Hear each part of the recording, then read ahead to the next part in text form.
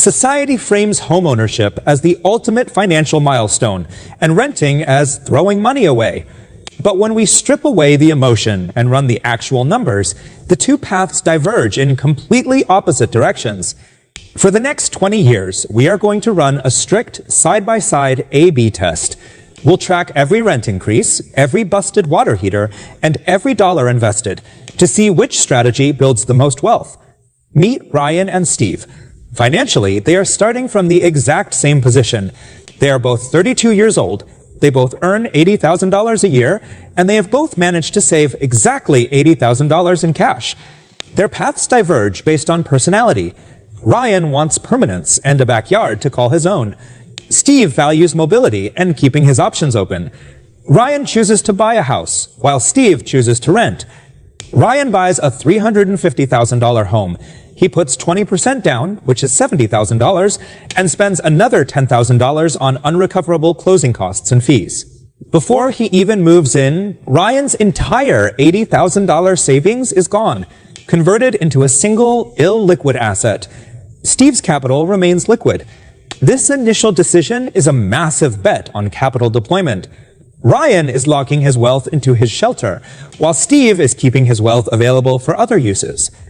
Ryan's monthly mortgage principal and interest is $1,863, but ownership adds layers of cost. He pays about $350 in property taxes, $150 in insurance, and budgets $290 a month, or 1% of the home's value annually for maintenance. Ryan's total monthly housing cost is $2,653. Steve runs a comparable home for $2,000 a month. He carries no liability for taxes or maintenance. If a water heater breaks, the cost falls on the landlord, not him. Because his housing is cheaper, Steve has an extra $653 in his pocket every month.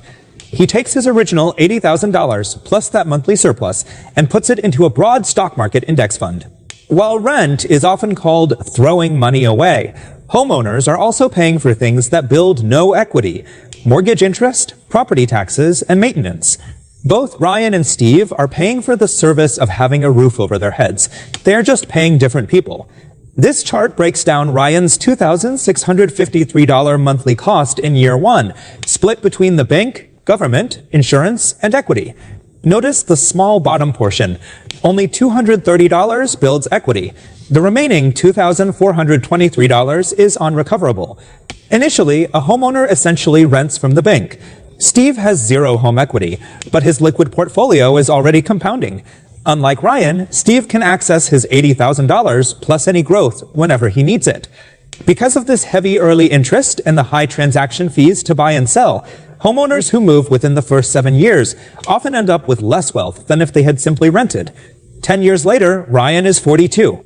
His home has appreciated an average of 3.5% annually, and he has paid down enough principal to reach roughly $230,000 in equity. However, he has also spent the last 10 years constantly paying for structural repairs to keep the property from depreciating. This chart shows Steve over the same decade. With a 10% annual return, his portfolio is roughly $290,000. That gap is opportunity cost. By keeping his $80,000 invested, it compounded faster than the house appreciated. But notice his rent.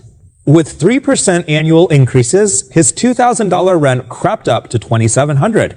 As rent rises, Steve's ability to invest his surplus shrinks. Ryan, however, still has a fixed principal and interest payment of $1,863. As inflation pushes up prices everywhere else, Ryan's housing cost becomes relatively cheaper over time. At the 10-year mark, the renter's advantage of high-growth liquid capital begins to face the homeowner's advantage of a fixed inflation-protected housing cost. By year 20, the math of compounding has reached its stride. Using those historical averages, Steve's total net worth is roughly $750,000, statistically leading Ryan's equity by about $100,000. However, the nature of that wealth is very different. Ryan's wealth is trapped in the walls of his house. Steve's wealth is diversified across thousands of companies and is immediately accessible. But Steve still has a cost that never ends. His rent has nearly doubled to $3,600 a month. Ryan is only 10 years away from having no mortgage payment at all. There is a final variable that the math doesn't always show: the behavioral tax. For Steve to win, he had to maintain robotic discipline for 240 months. He had to invest his surplus through every market crash and ignore the temptation to spend that extra money on a nicer car or more expensive holidays. A mortgage acts as a mechanism for forced savings. It doesn't ask Ryan if he feels like investing this month. The bank makes the decision for him, which behaviorally ensures he builds wealth. Ultimately, renting is mathematically superior if you have the discipline to invest the difference, but buying is more effective if you need a legal obligation to save. While our experiment uses national averages, your local market will dictate whether Ryan's path or Steve's path makes more sense for you. You can find your answer using the price-to-rent ratio. Divide the home's price by the annual rent. If the ratio is 15 or below, the math favors buying. If the ratio is above 20, you are likely better off renting and investing the difference. Regardless of the ratio, time is the deciding factor. You generally need to stay in a home for 7 to 10 years before you've recovered the costs of getting into the mortgage in the first place. Local market math often removes the choice from your hands before your personal preferences even enter the conversation. Beyond the math, you have to perform a behavioral audit on yourself. Are you a nomad or are you a settler? The nomad values career flexibility and liquidity. They refuse to lock their capital in a single neighborhood and have the discipline to automate their index fund contributions every month.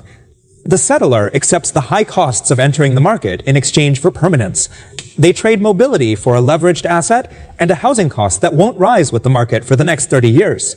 Neither person is throwing money away. They are simply choosing which unrecoverable costs they are willing to pay to maintain their lifestyle. The best path isn't a universal constant. It is the one that aligns with your local market's ratio, your timeline for staying in one place, and your ability to save money when no one is forcing you to.